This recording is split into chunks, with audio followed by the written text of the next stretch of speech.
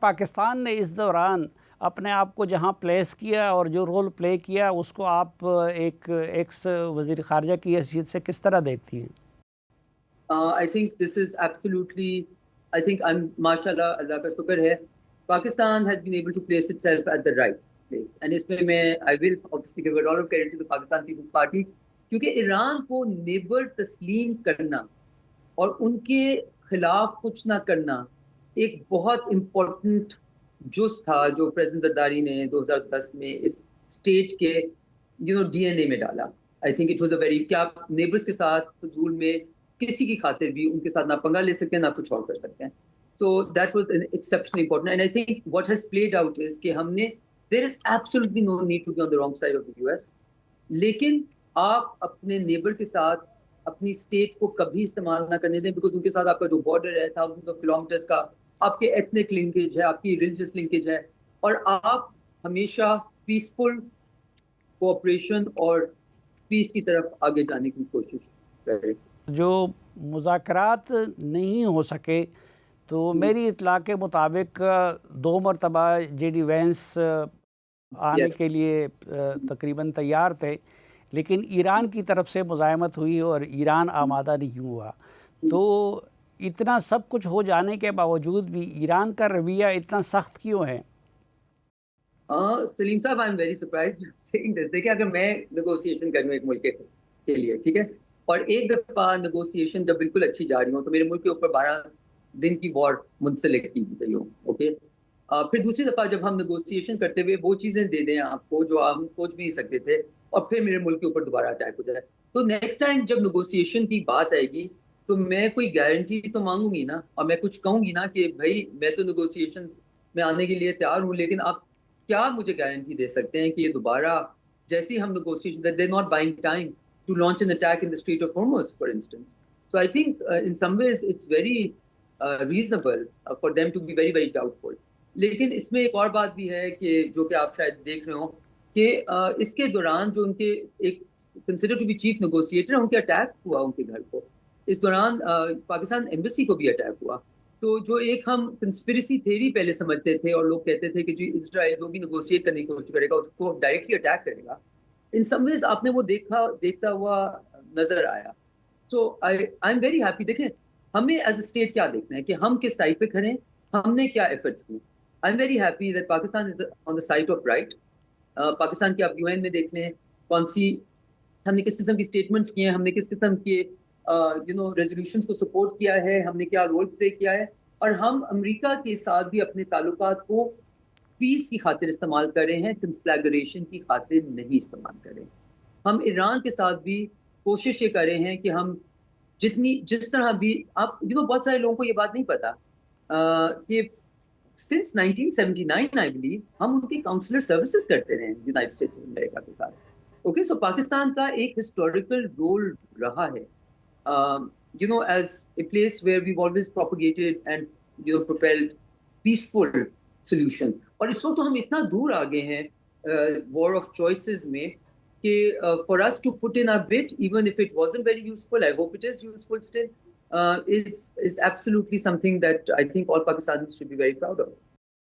آپ کو کیا لگتا ہے کہ ابھی بھی کوئی اس پروسیس کے آگے بڑھنے کا کوئی امکان ہے یا کہ نہیں, وہ ختم ہو گیا ہے؟ دیکھیں, خواہشات اور انالیسس ڈفرینٹ ہوتا ہے. خواہش ہے کہ امکان ہو, انالیسس یہ ہے کہ ہر پروسیس کی ایک ٹائم لائن ہوتی ہے. وہ ایکٹیویٹی بیسڈ جب بہت زیادہ ہوئی ہو اس کے فوراً بعد اگر کچھ ہو جائے تو وہ اس کے پروسیس اسٹیج 1 سے اسٹیج 2 پہ اسٹیج 3 پہ چلا جاتا ہے, اور اگر نہ ہو تو پھر ایک آلٹرنیٹ کوئی اور پروسیس پروبیبلی شاید بہت جلدی ہمیں نظر آنا شروع کر دے گا. So my analysis is that probably because of the attack and because کیونکہ ایران نے ڈائریکٹ, دیکھیں ایران کے لیے واپس ڈائریکٹ نیگوسیشن پہ آنا is not a small thing, okay, because اور ایران کا I thought it was very good move on their part. انہوں نے کہا کہ ہم اس سے نیگوشیٹ کریں گے, آپ کی سسٹم میں سے اس سے نہیں کریں گے, because ان سب نے تو نیگوسیشنس کو سیریسلی لیا نہیں. سو اب آگے کیا ہوگا, unfortunately I hope I'm wrong, I think یہ prolonging کی طرف دیکھیں ایران کے لیے this is a war of attrition. War of attrition کیا ہوتی ہے, elongating and surviving the war is success for them. elongating का मतलब वो इसको लंबा करके सर्वाइवल उनके लिए सबसे बड़ा सक्सेस है, इसी को वॉर ऑफ अट्रिशन कहते हैं। दूसरा, उन्होंने इसका सर्कमफ्रेंस ऑफ हार्म उन स्टेट्स को भी इंक्लूड कर लिया जहां जहां मिलिट्री बेसिस हैं। उस वजह से, स्ट्रेट ऑफ हॉर्मुज की वजह से, सर्कमफ्रेंस ऑफ इसका इम्पैक्ट पूरी दुनिया में चला गया। हम oil prices, gas prices, LPG prices से पाकिस्तान से लेके हर दुनिया का मुल्क इस वक्त सफर कर रहा है। सो इस वक्त जो पेन का थ्रेशोल्ड है पूरी दुनिया का, वो इन सम वेज कहाँ तक जाएगा? एंड मेरे नज़र में प्रेसिडेंट ट्रंप को अगर कोई चीज़ आमादा करेगी, वो जो इकोनॉमिक पेन इस वक्त पूरी दुनिया में आ रही है, this is not what he contested his elections for. और इसका जो long term impact है, he will be looking for an off ramp, I hope, very soon, whenever it comes. But the Iranians, I believe, given their history, would and naturally also उनको अब देर पा guarantees चाहिए होंगी।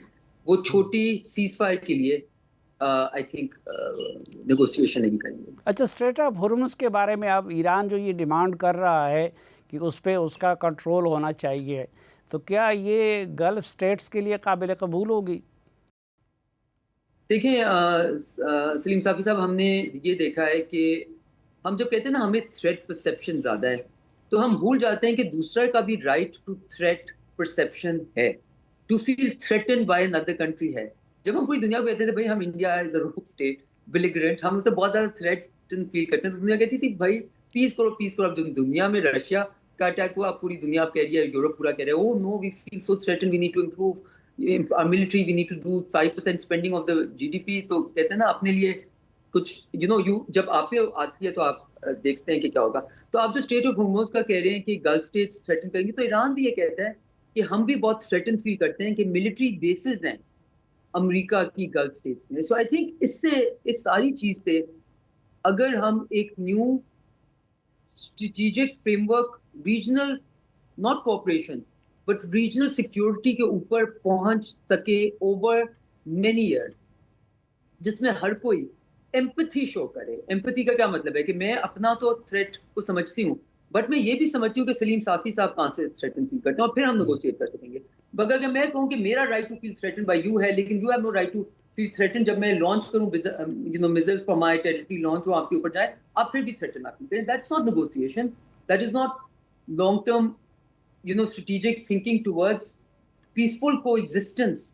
और उसके अलावा कुछ भी नहीं हो सकता, उसके अलावा कुछ भी नहीं हो सकेगा।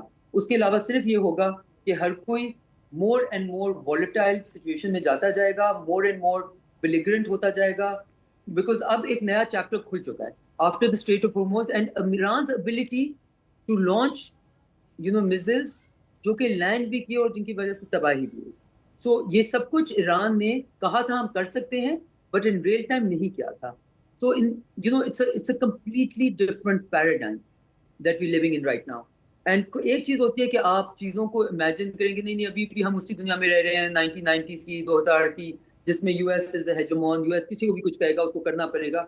ईरान ने क्वेश्चन कर दिया है कि, एंड वो बहुत सालों से क्वेश्चन करता रहा, बट अब दुनिया को नजर में कि नहीं हम रेजिस्टेंस कर सकते हैं, हम वो चीज किसी एक स्टेट के कहने पे नहीं करेंगे, and whatever will come out of it will. I think हमारी इस वक्त कोशिश होनी चाहिए कि हम अपने लिए we become part of a peaceful process, लेकिन किसी तरह भी इस जंग का हिस्सा ना बने। अच्छा, जो गल्फ में अड्डे हैं तो वो अड्डे उनके लिए प्रोटेक्शन की बजाय मुसीबत का बायस बन गए, तो इस बात का कोई इम्कान है कि गल्फ स्टेट्स वहाँ से अड्डे ख़त्म कर दे अमेरिका के? Okay, for the sake of propriety मैं सिर्फ आपको ये कहूँगी कि सारी गल्फ स्टेट्स एक जैसी नहीं हैं, and you know this, and I will not से मोर देन दैट, राइट। कई गल्फ स्टेट्स ऐसी हैं जो कि बहुत सख्त नॉर्मलाइजेशन में, पीसफुल कोएग्जिस्टेंस में बिलीव करते हैं। कई स्टेट ऐसी हैं जो जिनका थ्रेट परसेप्शन इस वक्त इतनी ज़्यादा है कि वो ये शायद चाह रहे हों कि इस जंग में अगर इस हालात में ये ख़त्म होती है तो उनके लिए बेहतर नहीं होगा।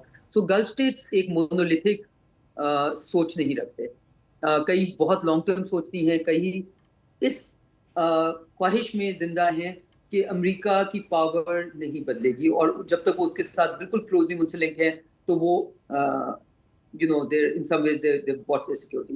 बट एक चीज़ मैं बड़ा अच्छा एनालिसिस पढ़ी थी और उसमें ये लिखा हुआ था कि देखें یہ گلف اسٹیٹس کا جو, اور gulf states by the way they bought American security, انہوں نے پیسے دے کے امریکن سیکورٹی لی ہے. ان کو یہ بہت سارے یورپین ایسٹرن یورپین ملکوں کی طرح نیٹو ان کے پاس ایسے آ کے نہیں بیٹھا ہوا اور ان کو مفت میں نہیں ملٹری سپورٹ مل رہی. انہوں نے ان ساری چیزوں کے لیے پیسے دیے. انہوں نے یہ سارے پیسے کیوں دیے؟ بیکاز ان کو لگا کہ وہ اس سے اپنی سیکورٹی لے رہے تھے. Security for what? Security for their civilian, security for their oil infrastructure, security for their export of oil, security because اگر آپ جغرافی دیکھیں تو اسٹریٹ آف ہارموز کی جو لوکیشن ہے جس طرح وہ ہے, اس میں پورا سعودی عربیہ یو اے کا ان سم ویز ایکسپورٹ کا پورا وہیں سے اس وقت تک آئی تھنک 40% اور سو وہاں سے جاتا ہے, اور مطلب 30% آف دا ورلڈ جاتا ہے اور ان کا میکسیمم جاتا ہے. اور اسٹریٹ آف ہارموز کے کھلے رہنے کے لیے یہ ساری سیکورٹی تھی. اس وار کے بعد یہ ساری سیکورٹی کے جو پیرامیٹرز ہیں ان پہ کراس ان سم ویز کراس لگ گیا کہ اس میں سے کسی پہ بھی وہ پرزرو نہیں ہو سکے. تو اگر تو وہ دیر پا سوچتے ہیں, اگر وہ دنیا کو اس طرح دیکھنا چاہتے ہیں جس طرح دنیا ہے, rather than the world that they want or the world that they wish, تو there will be forced rethinking کہ آگے جا کے انہوں نے کس قسم کے الائنسز بنانے ہیں. سو ریئلی کئی ملک, ہر ملک ایک جیسا نہیں ایکٹ کرے گا. Qatar I think will act very differently, Saudi Arabia will act very differently, U A will act very differently, Bahrain will act very differently.